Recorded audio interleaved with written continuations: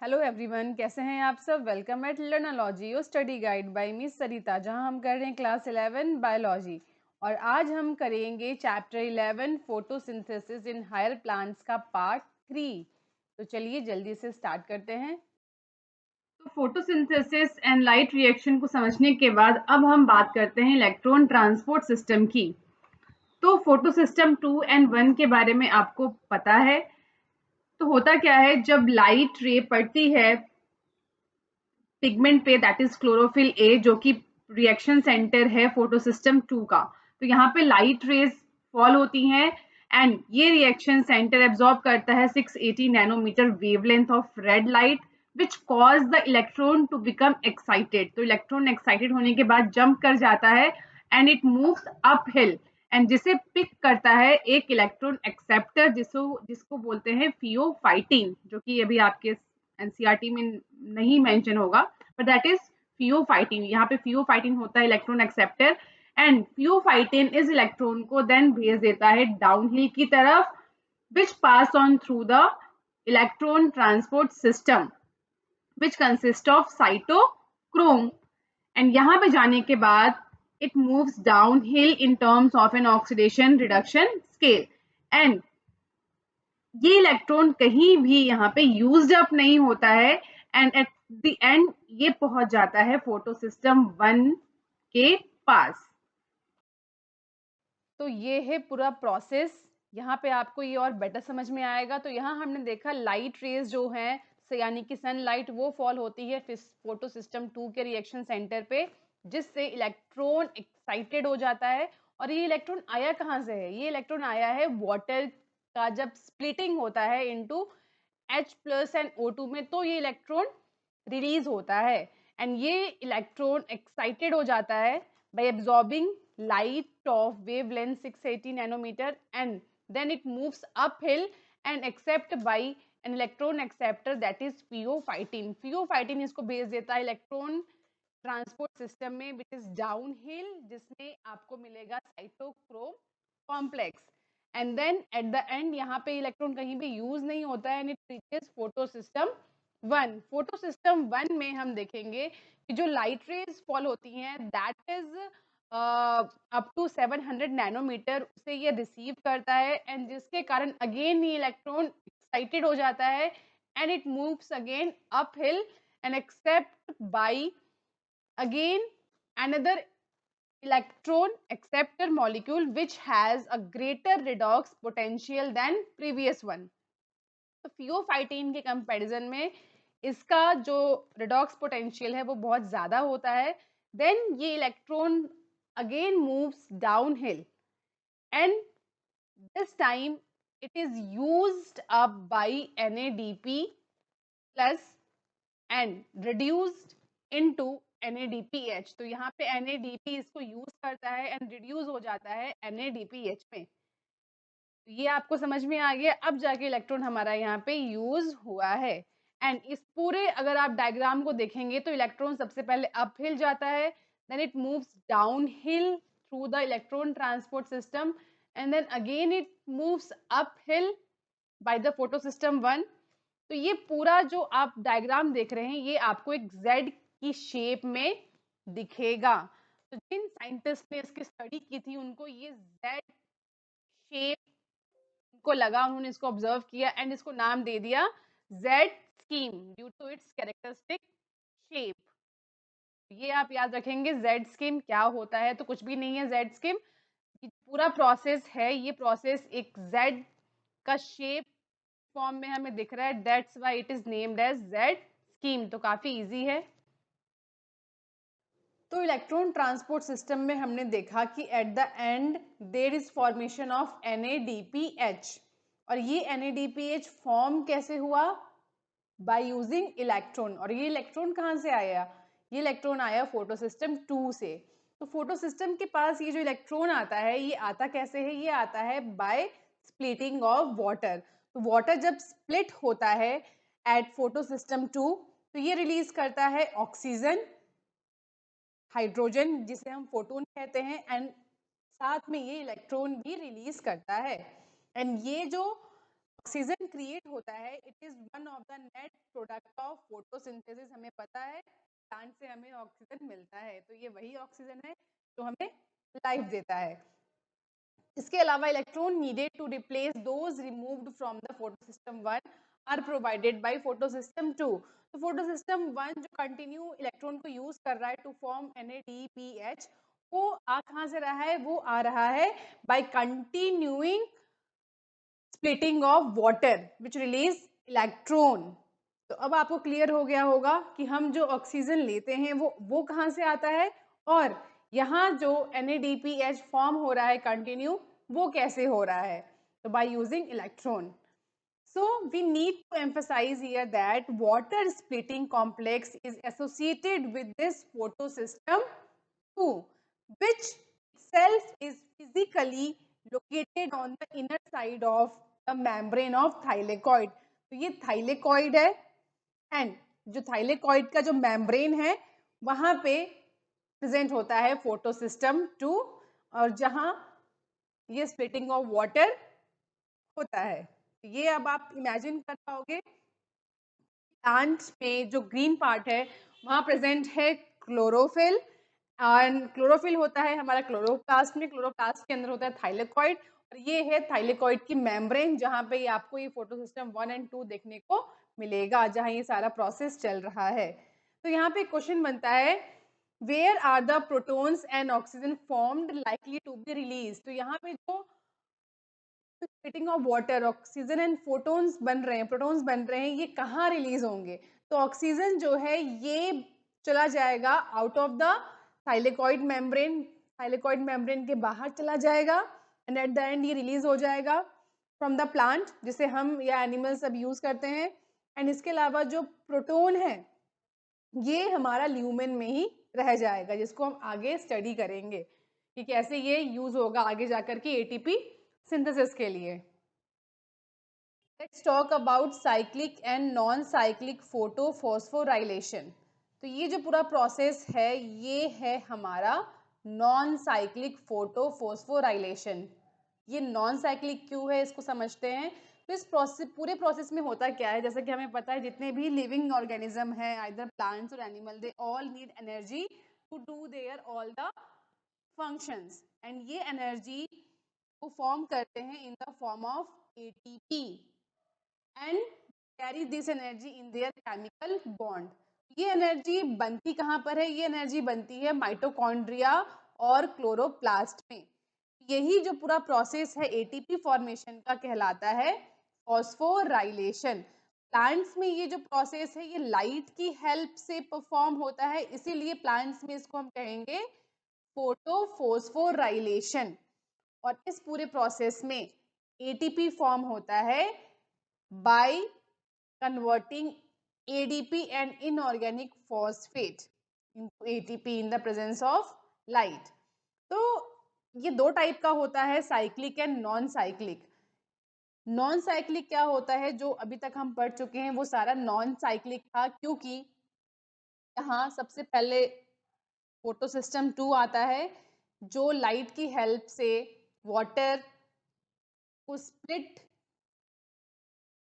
होता है, एंड ये वाटर स्प्लिट होने के बाद इलेक्ट्रॉन रिलीज करता है। ये इलेक्ट्रॉन अपहिल जाता है and accept by the electron acceptor, and then it goes downhill through electron transport system and picked up by photosystem 1, and at the end again it goes uphill accept by the electron acceptor, and then यहाँ पे electron हमारा use हो जाता है to form NADPH। तो इस पूरे process में ये जो प्रोसेस है फोटो सिस्टम 2 से स्टार्ट होता है और फोटो सिस्टम 1 पे खत्म हो जाता है, तो इसीलिए ये कहलाता है नॉन साइक्लिक फोटोफॉस्फोराइलेशन। एंड इस प्रोसेस में फोटो सिस्टम 2 एंड 1 दोनों का ही इन्वॉल्वमेंट होता है, एंड ये पूरा प्रोसेस हमारा कहलाता है Z स्कीम, जिसमें फोटो सिस्टम 2 एंड 1 आपस में कनेक्ट होते हैं through electron transport chain, and जिसके एंड में there is formation of ATP and NADPH।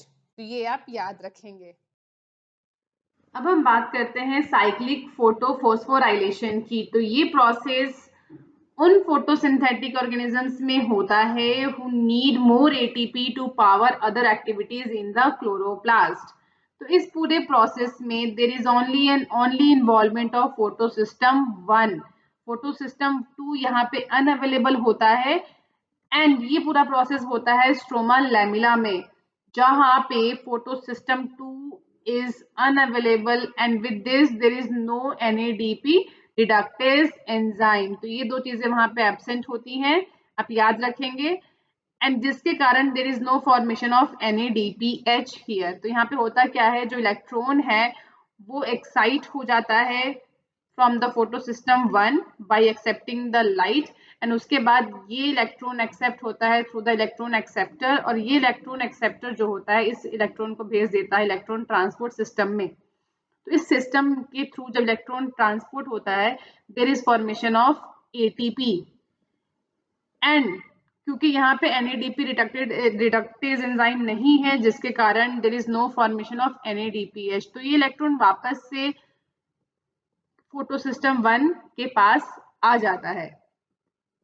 तो आप याद रखेंगे कि साइक्लिक फोटोफॉस्फोराइलेशन में there is no formation of NADPH, there is only and only formation of ATP, and ये जो साइक्लिक फोटोफॉस्फोराइलेशन है it also occur when only light of wavelength beyond 680 nanometer are available for excitation।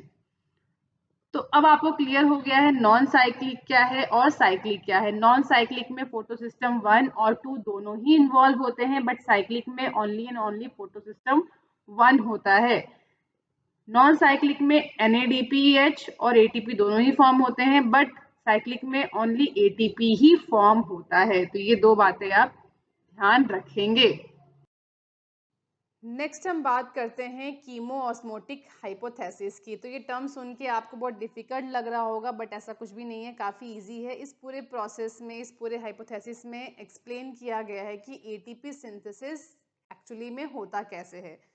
तो ATP synthesis के लिए actually में जो responsible है that is proton gradient. Proton gradient responsible है इस पूरे प्रोसेस के लिए, और ये प्रोटोन ग्रेडियंट क्या होता है इसको हम अभी आगे के टॉपिक में समझेंगे। तो जैसा कि रेस्पिरेशन हम कर चुके हैं, तो रेस्पिरेशन की तरह ही फोटोसिंथेसिस में भी जो ATP सिंथेसिस है उसके लिए ये प्रोटोन ग्रेडियंट ही रिस्पॉन्सिबल होता है अक्रॉस थाइलेकॉइड मेम्ब्रेन। तो थाइलेकॉइड मेम्ब्रेन जो है, और जो कि फोटोसिंथेसिस में अपना रोल प्ले करता है, एंड रेस्पिरेशन जो हम कर चुके हैं उसके लिए भी प्रोटोन ग्रेडियंट ही रिस्पॉन्सिबल है। दोनों में माइनर डिफरेंस क्या है कि जो प्रोटोन एक्यूमुलेशन है is towards the inside of the membrane in the lumen. तो फोटोसिंथेसिस में जो प्रोटोन का एक्यूमुलेशन है वो मेम्ब्रेन के अंदर होता है इन द ल्यूमेन। वही रेस्पिरेशन की अगर हम बात करें तो जो प्रोटोन का एक्यूमुलेशन है वो इंटर मेम्ब्रेन स्पेस में होता है माइटोकॉन्ड्रिया के, when electron move through the electron transport system. तो ये थोड़ा डिफरेंस है रेस्पिरेशन और फोटोसिंथेसिस में। तो चलिए हम समझते हैं what causes the proton gradient across the membrane. तो तीन चीजें हैं जो ये प्रोटोन ग्रेडियंट कॉज करती हैं which ultimately leads to ATP formation. सबसे पहले यहाँ पे आता है स्प्लिटिंग ऑफ वाटर मॉलिक्यूल। तो ये वाटर मॉलिक्यूल की जो स्प्लिटिंग है इनटू ऑक्सीजन एंड प्रोटॉन्स, ये पूरा प्रोसेस होता है inner side of membrane. Protons of या फिर हाइड्रोजन जो आयन है इन्हीं को प्रोटॉन्स कहते हैं, that are produced by the splitting of water accumulate within the lumen of thylakoid. तो यहाँ पे आप देख सकते हैं जब वाटर की स्प्लिटिंग होती है there is formation of proton. जो ये H+ आयन्स हैं इन्हें ही प्रोटॉन्स बोलते हैं, और ये एक्यूमुलेट होते हैं and they start collecting inside the lumen of thylakoid. तो यहाँ पे प्रोटॉन्स की जो क्वांटिटी है वो स्प्लिटिंग के साथ बढ़ती जाती है विच कॉज प्रोटोन ग्रेडियंट। तो पहला रीजन तो हो गया स्प्लिटिंग ऑफ वाटर। दूसरा रीजन है यहाँ पे प्रोटोन ग्रेडियंट फॉर्मेशन का इलेक्ट्रॉन्स का ट्रांसपोर्ट होना through the electron transport system. Photo system 2 से जब इलेक्ट्रॉन एक्सेप्ट हो जाता है बाय इलेक्ट्रॉन एक्सेप्टर, तो वो जो इलेक्ट्रॉन एक्सेप्टर है वो इन इलेक्ट्रॉन्स को भेज देता है इलेक्ट्रॉन ट्रांसपोर्ट सिस्टम में। लेकिन इलेक्ट्रॉन ट्रांसपोर्ट सिस्टम में जाने से पहले यहाँ पे आता है बीच में प्लास्टोक्विनोन। जो प्लास्टोक्विनोन है वो इस इलेक्ट्रॉन को तभी आगे भेजता है जब वो प्रोटॉन्स को एक्सेप्ट करता है फ्रॉम द स्ट्रोमा। तो प्लास्टोक्विनोन का पूरा काम क्या है, तो प्लास्टोक्विनोन जो है वो स्ट्रोमा से, जो कि थाइलेकॉइड मेम्ब्रेन के बाहर जो ये पूरा स्पेस है दैट इज कॉल्ड स्ट्रोमा, यहाँ प्रेजेंट है प्रोटॉन्स यानी कि H+ आयंस। तो प्लास्टोक्विनोन क्या करता है, वो स्ट्रोमा से एक H+ आयंस को उठाता है यानी कि प्रोटॉन्स को उठाता है, एंड प्रोटॉन्स को यूज करने के बाद ही ये जो इलेक्ट्रॉन्स है उसे ट्रांसपोर्ट करता है to the electron transport system and bring this H+ ions inside the thylakoid. तो जो प्लास्टोक्विनोन है वो इलेक्ट्रॉन्स को आगे ट्रांसपोर्ट करने के लिए प्रोटॉन्स को थाइलेकॉइड मेम्ब्रेन के अंदर ट्रांसपोर्ट करता है। तो ये दूसरा रीजन है जिसके थ्रू जो H+ आयंस हैं वो इस थाइलेकॉइड मेम्ब्रेन के अंदर इंक्रीज होते जा रहे हैं। तो पहला रीजन था वाटर का स्प्लिट होना, जिसमें जो प्रोटॉन्स फॉर्मेशन हुआ वो इसी थाइलेकॉइड के अंदर एक्यूमुलेट होना स्टार्ट हो जाता है। दूसरा रीजन है इलेक्ट्रॉन्स को आगे ट्रांसपोर्ट करने के लिए जो प्लास्टोक्विनोन है वो स्ट्रोमा से H+ आयंस को उठाता है और थाइलेकॉइड मेम्ब्रेन के अंदर भेज देता है। तो आप देख सकते हैं कंटिन्यू जो H+ आयंस हैं वो इस थाइलेकॉइड मेम्ब्रेन के अंदर इंक्रीज होते जा रहे हैं। यहाँ लास्ट जो रीजन है प्रोटॉन्स का इंक्रीज होना इनसाइड द थाइलेकॉइड वो है NADPH का कन्वर्ट होना NADPH में। तो NADP रिडक्टेड एंजाइम जो है वो हमें पता है कि वो लोकेट होता है on the stroma side of the membrane, and ये जो NADP रिडक्टेज एंजाइम है इसका काम है टू फॉर्म द NADPH। तो NADPH के फॉर्मेशन के लिए इलेक्ट्रॉन्स तो चाहिए ही चाहिए, उसके साथ में प्रोटॉन्स की भी ज़रूरत पड़ती है। तो ये जो प्रोटॉन्स हैं वो ये यूज़ करता है फ्रॉम द स्ट्रोमा। तो स्ट्रोमा से जो NADP है वो प्रोटॉन्स को यूज करता है and then form the NADPH। तो ये तीसरा रीजन था। तो ये जो तीन रीजन है, because of these three reasons जो प्रोटॉन्स हैं वो हम देख सकते हैं कि स्ट्रोमा में लगातार कम होते जा रहे हैं और इनसाइड द थाइलेकॉइड ये कंटिन्यू बढ़ते जा रहे हैं। तो बाहर स्ट्रोमा में H+ का कम होना और अंदर थाइलेकॉइड में H+ का बढ़ना, it leads to proton gradient. So there is difference in the concentration of protons inside the thylakoid membrane and outside the thylakoid membrane, यानी कि स्ट्रोमा और थाइलेकॉइड के अंदर जो H+ आयंस का कंसंट्रेशन है वो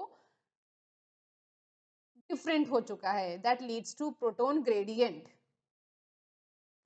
So because of all these three reasons, there is occurrence of proton gradient, and this proton gradient leads to decrease in protons within stroma and increase in the same within the lumen. So as we know, if there is increase in protons, that leads to decrease in pH. So, जिसके कारण क्या होता है, जो lumen है उसका pH decrease हो जाता है। एंड ये जो प्रोटोन ग्रेडियंट क्रिएट हुआ है ये काफी इंपॉर्टेंट है बिकॉज इसको ब्रेक करके ही ATP का सिंथेसाइज होता है। तो ये जो ATP सिंथेसाइज है ये होता कैसे है, प्रोटोन ग्रेडियंट को ब्रेक डाउन करने के लिए होता क्या है, जो प्रोटॉन्स हैं उनका मूवमेंट स्टार्ट होता है from lumen to stroma, and ये सारा जो प्रोसेस है इसमें एक बहुत ही इंपॉर्टेंट एंजाइम अपना रोल प्ले करता है, दैट इज ATP सिंथेज। तो ये है ATP synthase enzyme which play and very important role to produce ATP। तो यहाँ पे ये आप दो स्ट्रक्चर देख रहे हैं, ये स्क्वायर एंड ये सर्कल स्ट्रक्चर, ये दोनों का जो काम है ये सेपरेट है, both combinedly known as ATP synthase. तो यहाँ पे एक ट्रांस मेम्ब्रेन चैनल बनता है of the C F nought of the ATP synthase. तो ये सी एफ नॉट क्या है, ये जो आप स्क्वायर पार्ट देख रहे हैं this is C F nought, जो ये बॉटम है this is C F one. दोनों का फंक्शन क्या है ये भी हम एक एक करके समझते हैं। So ATP synthase enzyme consists of two parts. Upper one is called CF naught and lower one is called CF1. तो सबसे पहले CF naught को समझते हैं। CF naught जो है ये थाइलेकॉइड मेम्ब्रेन में प्रेजेंट होता है and form a trans membrane channel. इसका काम क्या होता है, ये प्रोटॉन्स को मूव कराता है फ्रॉम ल्यूमेन टू स्ट्रोमा की तरफ। ठीक है, अब नेक्स्ट पार्ट है दैट इज CF1। CF1 जो है इसकी लोकेशन को समझते हैं। ये ट्रांस मेम्ब्रेन जो ये मेम्ब्रेन है थाइलेकॉइड मेम्ब्रेन, इसके आउटर साइड में होता है and it face towards the stroma, stroma की तरफ ये होता है। तो होता क्या है, जब CF नॉट प्रोटॉन्स का डिफ्यूजन स्टार्ट करता है from lumen to stroma side, तो CF1 में कुछ कन्फर्मेशनल चेंजेस स्टार्ट हो जाते हैं, यानी कि इसमें कुछ स्ट्रक्चरल चेंजेस होते हैं that leads to formation of ATP। तो ये मॉलिक्यूल्स फॉर्म होते हैं which is full of energy called ATP। इस तरह से ATP का फॉर्मेशन होता है with the help of this ATP synthase enzyme.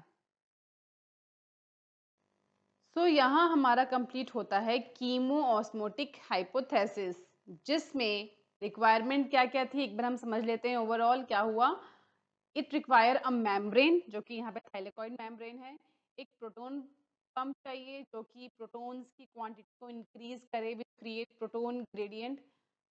ये प्रोटोन ग्रेडियंट होना चाहिए ऑब्वियसली, इसके बिना ये होगा ही नहीं। एंड एटीपी सिंथेस, स्टार्टिंग में क्या होता है, जो एनर्जी होती है वो यूज होती है to pump protons across the membrane that leads to proton gradient, यानी कि there is increase in high concentration of proton within the thylakoid lumen.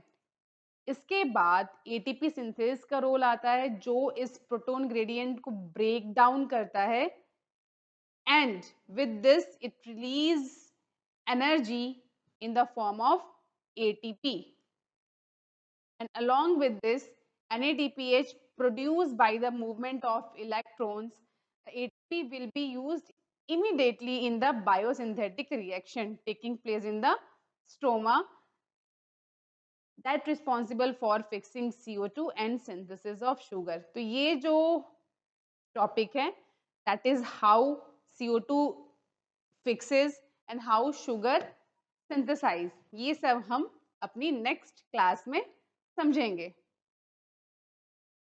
I hope आपको आज की ये क्लास अच्छे से समझ आ गई है। अगर हाँ तो वीडियो को लाइक कीजिए, साथ ही मेरे चैनल को सब्सक्राइब कीजिए और साथ में दिए गए बेल आइकन को भी प्रेस कर दीजिए जिससे कि मेरी लेटेस्ट वीडियो की नोटिफिकेशन आपको तुरंत मिल जाए।